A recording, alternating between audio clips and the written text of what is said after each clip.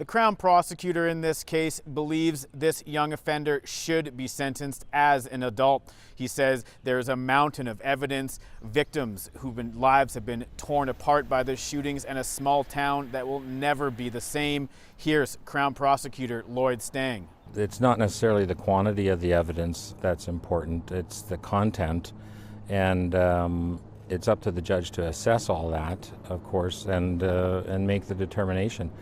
We think, of course, that it is appropriate for an adult sentence to be imposed, in particular given his advanced age for a young person and the extreme seriousness of the offenses and the extremely serious and grave impact that it had on the community and the victims. Stang says testimony by a youth caseworker here today in Meadow Lake shows that youth does not have remorse. This caseworker said the youth often laughed when he heard about mass shootings on television, and that's all the more reason to sentence him as an adult.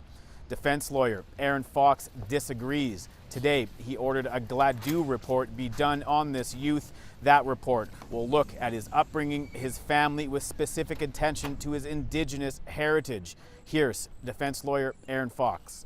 We know, for example, he didn't have a father figure in his life. And so when you read, for example, as we heard some of the evidence today, that he didn't have someone that he could turn to if he had a problem, it's kind of significant. So I'm not sure where it's going to lead us, but those are some of the questions that have to be answered. There is a mountain of evidence for this judge to sift through when she makes her sentencing decision. But in the end, it may come down to who does she believe. Was this simply a callous youth who carried out a horrible crime, or is he better rehabilitated in a youth custody facility? Charles Hamilton, CBC News, Meadow Lake.